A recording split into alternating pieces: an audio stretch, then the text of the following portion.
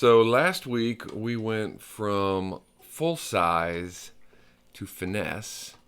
This week we go from finesse to itty bitty micro.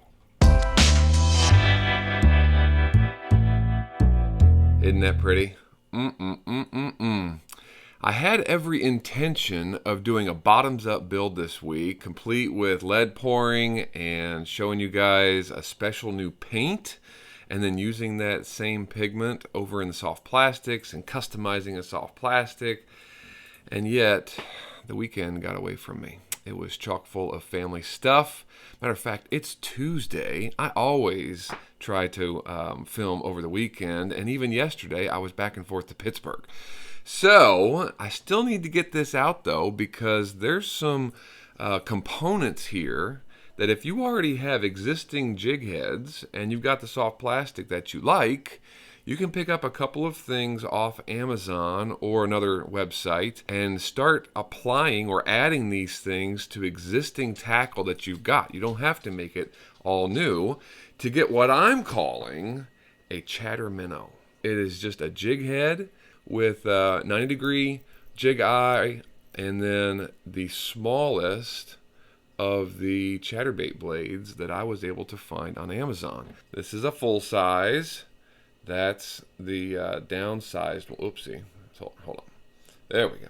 That's the downsized one that we used on the 1/4 ounce last week. For size comparison, this is now the smaller. It's very difficult to find, maybe impossible even, to find a 90-degree jig hook that is flat eye. I've not been able to find one. They're all vertical line ties where the jig eye goes parallel to the hook. It's not perpendicular to the hook. So if that's not perpendicular to the hook, you can't just put a split ring on it, then attach your blade. It takes a very unique blade connection, and I think I have one. I have scoured the internet for as small of a connector as I can, that the connector itself turns 90 degrees. So you might connect it to a jig hook this way, but by the time the connector or the metal or the wire form or whatever it is, by the time it gets to the other end, it has turned. So it looks like that, right? You're connecting it to the hook here, but by the time it gets to here where the blade would be, it has turned 90 degrees. Can you guess? Does anybody have any guesses on what we're going to use? Yes, indeed, the fish shank once again. It's the basis of the Whisper. You guys, if you've been around the channel for any amount of time at all, you've heard me talk about it. If you're not familiar with the Whisper, there's a whole playlist on the channel that you can go check out. It's a bait that I designed a couple Augusts ago, and we've used it in a number of different ways. But those fish shanks start out one direction and they turn because they're designed to hook together. So you would hook around one, and by the time you get to the other end, you want to have it positioned to where you can hook into it yet again. All of those that we've used so far are too big. It's way too much space to go between the jig and the blade. So I wanted to try to find one, if there was one, that was as short as possible. I'll drop the link down in the description.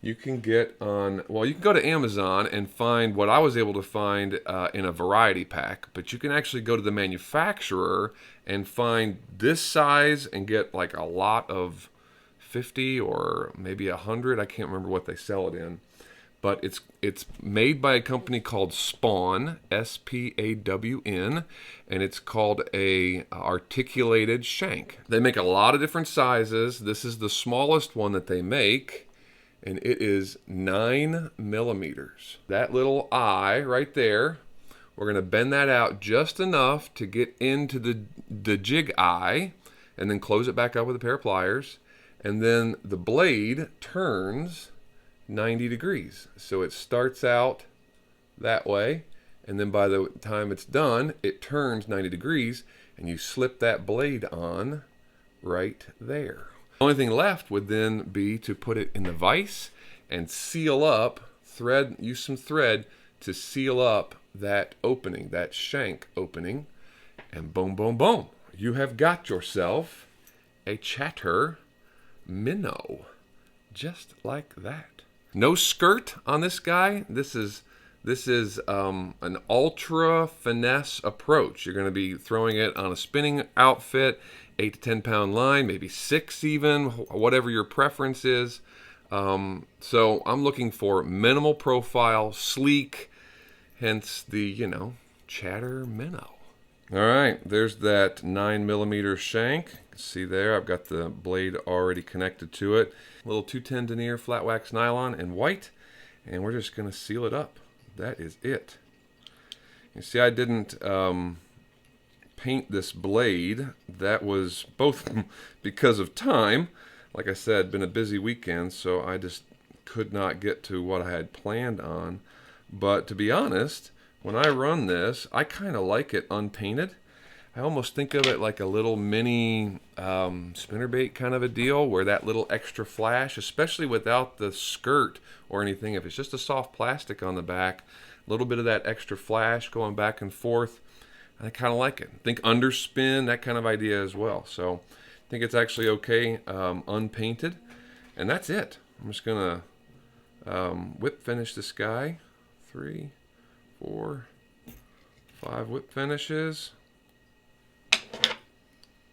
We will seal it. Going to use our Loon water-based head cement as we normally would any thread base. I've got a different color here, same head, same size. The only thing left to do is to take that shank, pop it out of the vise here, and right there, that eye, see where it meets. So I'm just going to take a small pair of pliers. I use these small nose pliers all the time. Bend it out just enough, right? That hook eye is so thin on these little dudes, you really don't need to bend it out much. So that's ready to roll. You can kind of see how much I bent it out there. And make sure that you know where your bend is. These hooks that we got from Amazon, same thing, just this is the small, not the medium from last week. Make sure you know where that bend is, because you want to make that facing forward. And just attach this guy to the jig head. Same pair of pliers, and bend it back. And there we have it. Only thing left, of course, is our duo snap.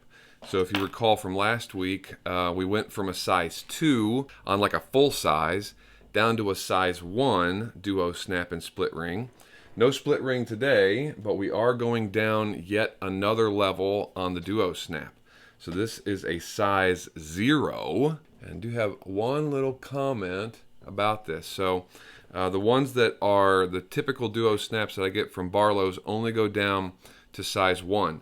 So I got these on Amazon as well. I'll drop the link down below. They're made by Shaddock, S-H-A-D-D-O-C-K Fishing. Got a bunch of them, size 0. It says here tested to 26 pounds. So again, spinning setup. You're gonna have drag. We're talking 8-10 pound line. This should be plenty. I've actually strength tested these guys, because you just never know. I mean, I trust the stuff that I get from Barlow's, but you start buying tackle or terminal stuff on Amazon, you just never really know. The weak point on this is that crossbar, where the wire bends back over that crossbar. That's the weak spot. One of them is where you pop it loose to get it through the blade. So that little bend isn't quite as bad. It's the one below it. It's the bend on the other side. You see how it's kind of open right there? That to me was a weak spot. When it started to fail there. So once even before, you can do it right now. Matter of fact, I will. So I just take that same pair of pliers. I go to that second one, not the one that we pop loose to get it onto the blade, and I just pinch it. And that dramatically increased the strength of this little dude to the point where the braid, there we go. The braid actually broke before this thing even got close to bending out. If you get them, they're convenient, they're pretty cheap. You can get a bunch of them on Amazon, and just make sure you do your due diligence to bend that guy in. Once you do that, it's as usual, feed it through. I go through the top first, and then back down through the bottom. And there you have it. Check that out.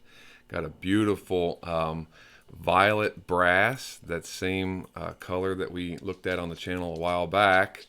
Little violet brass, 3-inch slick swim. Tell me that won't get absolutely freaking annihilated. River fishing, even big crappie. I mean, crappie will hit a 3-inch bait all day long. Smallmouth, come on. Well, the only thing left to do is to see how she swims. So let's check that out. It might not be no crossroad, but it's sure enough for far. Like left to LA, or right to New York.